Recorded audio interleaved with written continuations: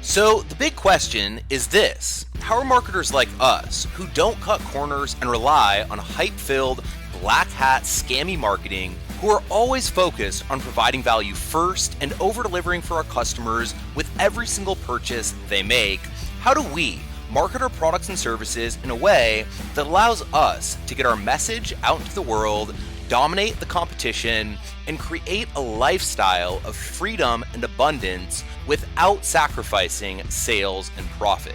That's the riddle, and on this show, you'll find the answer. Hey, my name's Misha Wilson, and welcome to Marketing with Misha. What is going on, everyone? Misha Wilson here, coming at you for another episode of Marketing with Misha. Let me know what your name is and where you are coming in from as you pay attention here to this entire Facebook Live. And with that said, today we're going to talk about something that isn't probably the most sexy thing to talk about, but as a business owner or aspiring business owner, you absolutely have to understand this, and you have to embrace thinking about it and kind of optimizing for it. So it's not something I talk about that much just because, again, it's not the most exciting thing in the world, but if you don't understand it, it very literally can cost you your business's life. And that is the principle of risk, all right? Now, I think a lot of people kind of theoretically get risk, and they know the obvious risks. You know, I might invest money and not make it back.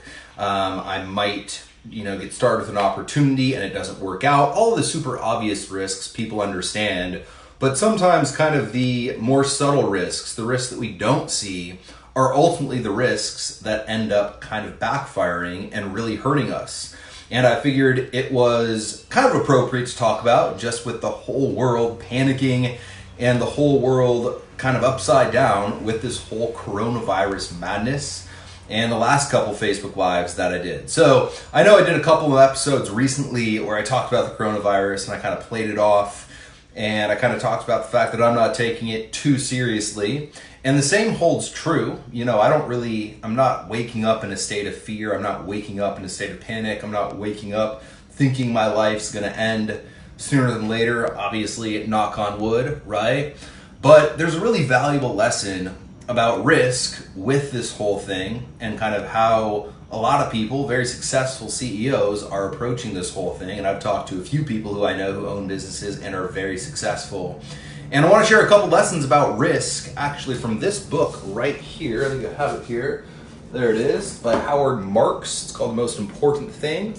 Howard Marks is the one guy that Warren Buffett says, if Howard Marks says something, I stop everything and listen to it, just to kind of show what level he's at. And he's the owner of Oak Tree Financial. And the two things I want to talk about here, two principles that he shares in this book, two of the kind of bigger principles, and then also kind of look at how you can actually approach risk. So the first principle is very simply, just because you choose to ignore risk, it doesn't mean that risk goes away, right? And I think a lot of people, they understand it, of course, Captain Obvious, if you ignore it, it doesn't go away. But a lot of people think that because they're ignoring something, or at least they hope that because they're ignoring something, that thing has gone away, right? And risk actually works in inverse of that.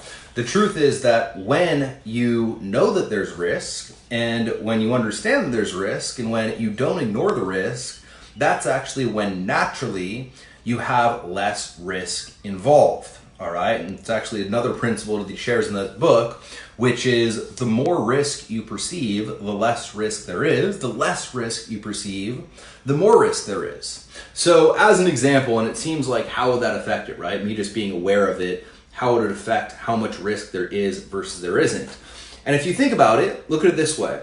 If when you get in the car to drive to the grocery store, to go to your favorite restaurant, or to do whatever you're going to do in the car, if you perceive that there is zero risk in simply getting in the car and driving to the grocery store, then, you might be texting, you might be playing a game on your phone, you might be, talking to someone on the phone, you might be watching a movie on your phone. I've seen crazier things while you sit in rush hour traffic and drive wherever you're driving, right? The very simple fact that you're not perceiving any risk means that you're doing stupid stuff, which is causing there to be more risk. right? Now on the flip side, let's say, give me some comments, likes, hearts, and shares if you guys get value.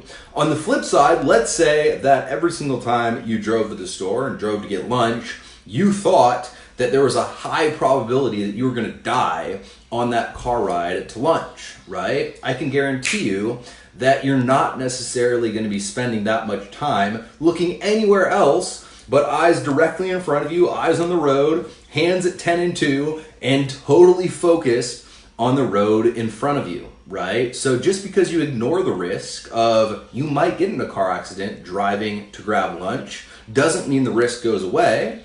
And the more risk you perceive, the less risk there actually is, right? And these are business principles that are more, to be honest, for some of you who are just getting started, they're more about keeping it once you make it than kind of making it initially, right? Making it initially requires, I'm talking about making money obviously, requires intense levels of offense, all right? It also often requires some level of luck, but more than anything, a really powerful, really strong offense. So you gotta figure out what the market wants, you gotta figure out how to give it to them, you gotta aggressively give it to them, you gotta take a lot of risks. That's all offense oriented, right? Now when it comes to keeping it, it's a whole different skill set, and that's much, much, much more defense oriented. And these are all kind of defense oriented mindsets. So if we look at those two things, the obvious thing in business that a lot of people don't do is optimizing for the risk. Optimizing for risk. Let me cancel that call coming in. We're not ignoring the risk. We're understanding that the risk is there, and we're actually going to perceive a lot of risk, even though there might not be as much risk as we are perceiving, because our end goal is to minimize the amount of overall risk and exposure that we have to risk in our business, right? And so based on those things, what we then have to do is we have to look at all the various worst case scenarios, right? And I want to share something that one of my mentors, Keith Cunningham, shares, one of the bigger, kind of stronger questions to ask. And it's the question of, are you willing to live with the downside? All right, so the three things you should look at when there's an opportunity is the upside, the downside, and the question of, are you willing to live with the downside? Now, if you're not willing to live with the downside, don't pull the trigger, don't do the thing, and don't take the risk associated with that downside, obviously, right? But let's say that we have something where it's, here's the upside, here's the downside. I'm willing to live with the downside, but it sucks if the downside occurs. The question then becomes, how can we mitigate against that downside? So if everything goes wrong, if the hurricane comes through, if the storm comes through, if the pandemic happens, if the worst case scenario takes place, how can we mitigate enough of the risk so that we can stay alive during those periods of time where stuff is going absolutely haywire? And so when things come back, our business can thrive, right? And it's all of those questions. It's all of those kind of assumptions we're making about there not being risk, and then all of those kind of over-optimistic actions we're taking based on thinking there's no risk, that as a business owner, you have to really start to question. And as you have some success, you have to really start to drill down and look at, what stupid things am I doing that I could very simply not do, and it would lower my overall level of risk, right? An example is obvious with this whole coronavirus. If you've seen any of the Facebook Lives that I've done recently, I'm not I'm not panicking, I'm not in fear, I kind of think this whole thing's totally overblown and totally overhyped. And to be honest, I think it's totally fucking ridiculous just how crazy the level of anxieties have gotten. When you look at, the total death rates and the percentages of people under 70 or 80 years old, they're very, very, very minimal, but we still have this massive, frenzy. And I think that's kind of ridiculous, right? But in the same breath, when I think it's ridiculous, I'm still going to look at the worst case scenario, which is I get it and I die, and I'm still going to try to mitigate against that worst case scenario, right? I'm still going to look at, how can I actively do stuff just in case I'm wrong, just in case this whole thing is more, hardcore and more deadly than I actually think it is. How can I kind of mitigate against that risk? And a lot of people do it when there's something like this, when the media is shining a light on it, when the whole world is talking about the risk, when the whole world is panicking about the risk. But very, very, very very few people, only the best of the best of the best business owners out there do it consistently when nobody's talking about it. Do it consistently when nobody's looking at the risk. Do it consistently when the worst case scenario isn't directly in your face. And if you look at all of the people who have been most successful over a course of a period of time, people who have made millions and then kept millions, two totally different skill sets, I guarantee you that that person who has kept millions, has spent significant time looking at all of the things that could go wrong before they went wrong and creating a game plan, a defense, some sort of strategy in case something does go wrong to mitigate against losing it all and to mitigate against the ultimate price of having the worst of the worst incur. So that's my lesson for you here today. Again, something I don't necessarily talk that much about because it's not the most exciting, sexy, fun thing to talk about, but if you want success long term, if you want to build something, keep something and sustain something, look at the downside, be aware of the downside, perceive risk, don't ignore risk, and understand that if you choose to ignore risk, you're doing so at your own perils, but it doesn't mean that the risk is disappearing.